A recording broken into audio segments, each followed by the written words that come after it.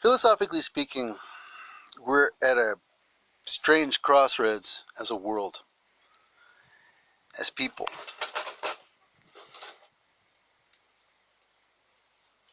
I want to start with the subject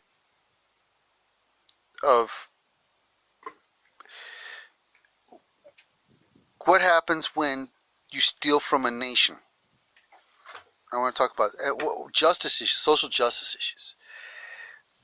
What happens if you kill somebody? What happens if a nation goes to war? What allows these things to happen, and who's there to judge and say yes or no and all that stuff, and say it's okay or it's not okay, or okay? Who's there to say, for example, that it's okay for one nation to attack another or not? Who's there to say if it's okay for a person to attack another or not? So I think one of the greatest disparities, okay, in modern times, one of the things that has created the disparities in life, one of the greatest causes of most problems is hypocrisy. Why is it okay, for example, let's talk about Prince Mohammed bin Salman and Jamal Khashoggi. Jamal Khashoggi was an American citizen killed in a Saudi Arabian embassy in Turkey under camera surveillance with embassy workers who were the ones who killed him under the direct order of Prince Mohammed bin Salman. What is the purpose of having the rule of law? What is the purpose of having a government and writing a bunch of laws if the very government that writes the laws refuses to follow them? Because right now in Saudi Arabia, the penalty for murder is death.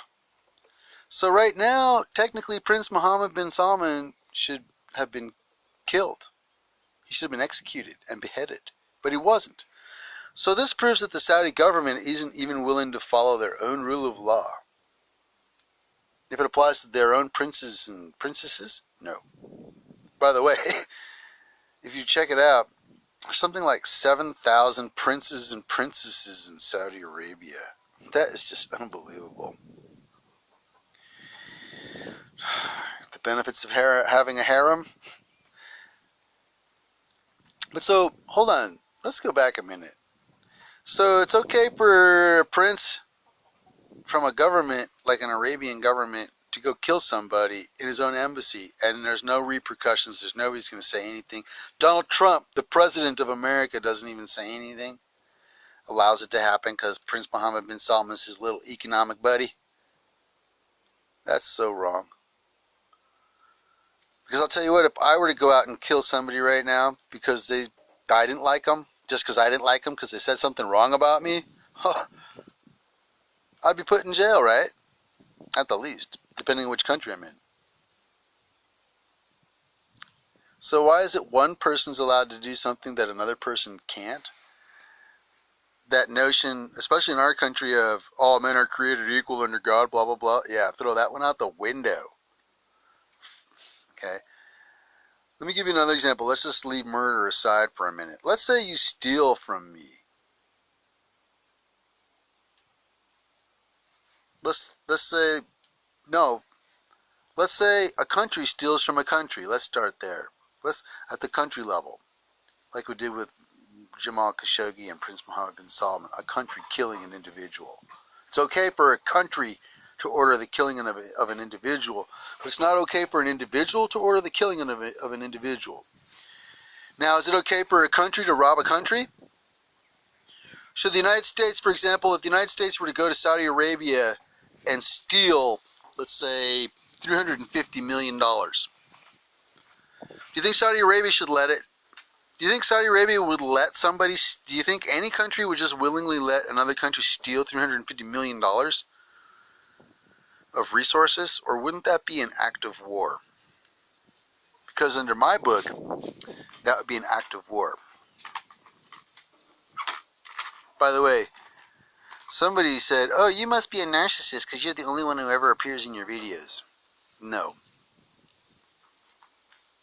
I do so many things for so many others and ask for nothing in return every day.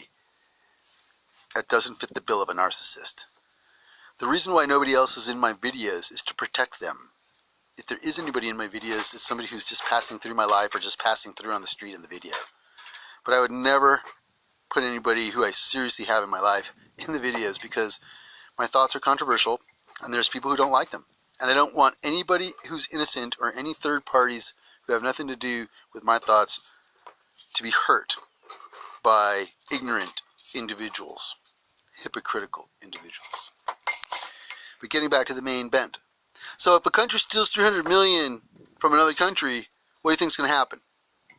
It's going to go to war. There's going to be war. And we're talking about that's like the gross national product. $300 million is like the gross national product of, take any number of countries that are poor and plug it in there.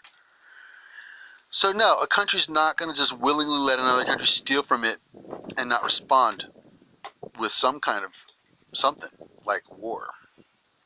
So what if a bank steals from an individual? Am I not supposed to go to war then with the bank? Because if the bank steals $300 million from me, I'm going to war. Which leads me to the next philosophical question. And if anybody can answer it, please leave a comment down below. We have these ideas of good and bad, and better and best and worst and worst. And